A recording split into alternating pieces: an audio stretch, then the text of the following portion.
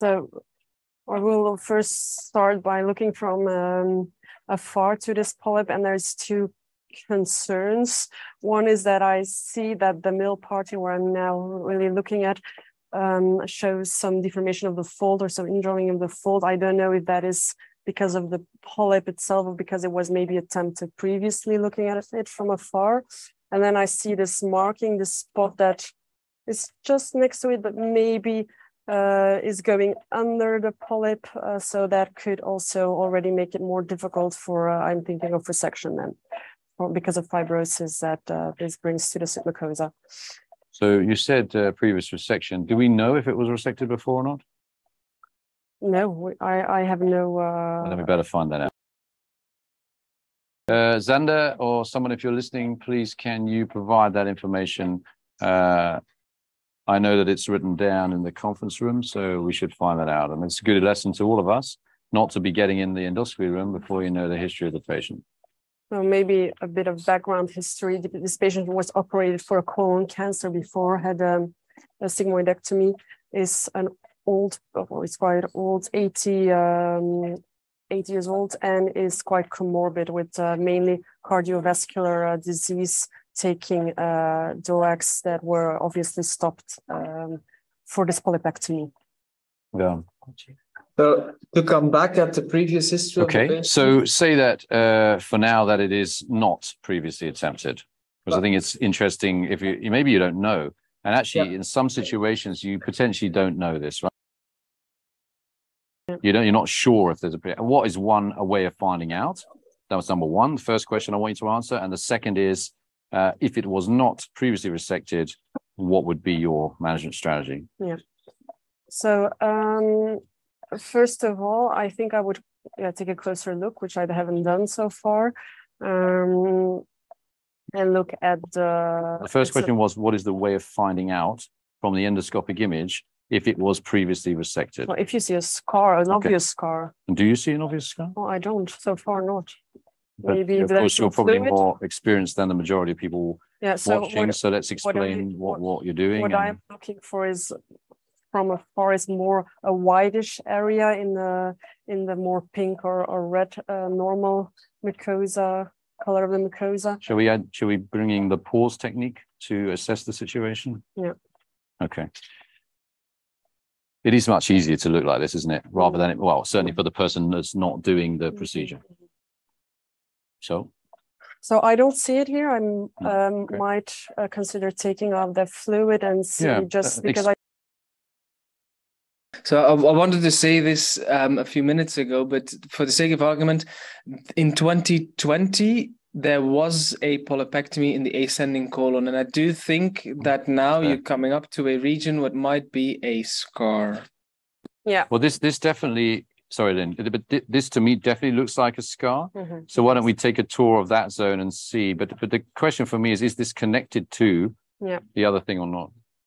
Okay, so this is indeed definitely a scar, but no, I will put on the near focus so we can have a closer look. But here does not seem to be any polyp. No, but it does seem to be scar, doesn't there? Here, all around this tattoo. And then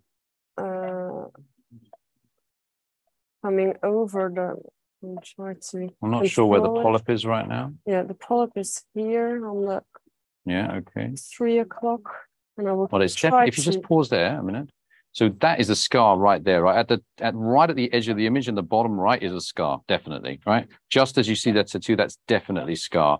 And then you have next to it, and maybe you can switch to MBI in this position to show people even more clearly and get that view back that you had. Yeah, like that. Stop. Yeah. So there is scar mucosa right onto the polyp there at that thing. But that for me, I mean, does that for you? Sorry. Does that for you suggest that the morphology of the polyp is consistent with that scarring, or is it something else? Well, I mean, I'm very convinced that there is a scar, but that scar does not give me the impression it's really going under that polyp. Well, how can we then prove irrefutably that this potentially is not due to the scar, but due to some other problem? I think we need to analyze the pattern. Yes, absolutely. Okay, so I will now analyze the vascular pattern, which is most clearly done in NBI. I'm switching that on, and we are mainly concerned. I will do the whole polyp, but we're mainly concerned about that suspicious part that we saw at the beginning of our assessment. So I would like you to get me a freeze image of the most and spend some time of the most abnormal area of this polyp. Yeah. Okay. So and by most abnormal for the audience, I mean, because Lynn knows what I mean the most disordered vascular pattern visible in the polyp, using magnification, underwater, near focus, whatever.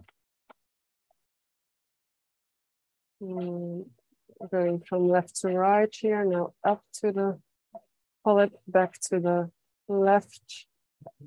And I think the only part I didn't see so far is this upper part,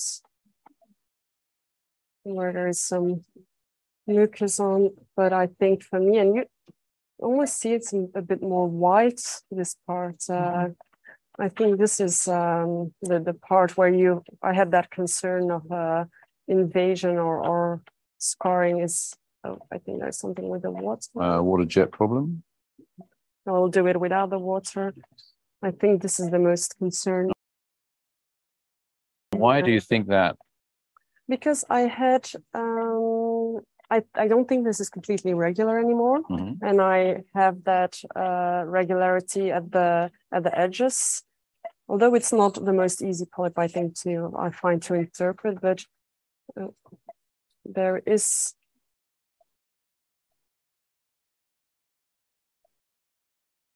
right here.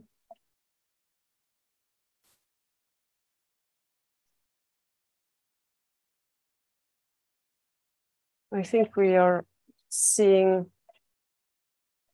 a JNet 2A here. It's not everywhere, maybe. Maybe pause on one of the areas you think is JNet 2A. I'm trying to find a good piece of the polyp to show it. Maybe JNet 2A, for those watching in the audience, if you convert it into simplification, is regular. JNet 2B is regularly irregular, and JNet 3 is completely disordered. So, yeah, what do you think about that? Yeah, I think 2A, but it's the right already. I think it's not entirely regular anymore. So therefore, you actually don't think it's 2A, do you? Think it's 2B? So do I. Okay. And let's have another look at another part, just confirming the fact that there is really widespread evidence of JNet 2B, so high-grade dysplasia, potentially early invasion on the edges. And then we'll deal with that central part that you mentioned to me before. I think it's the same here. Same here, yeah. There are areas where it's not regular, that's for sure. Yeah. Okay, and let's deal with this central part. Just come back and give an overview, because like with all this moving around, I'm a bit lost. Pause. Right. So it's very clear there, isn't it? That central zone of something. Like, is that a bit of inflammation? Is that nothing? So let's go back up to it and have a look. It's actually in the depressed part, isn't it? Yeah, that? it's So the okay, part, so this is something we need to think about in our head. And then the final thing is, right, let's get a good view. You did have it before, but let's get it again, a good view of that area and see what we can see in terms of vascular pattern.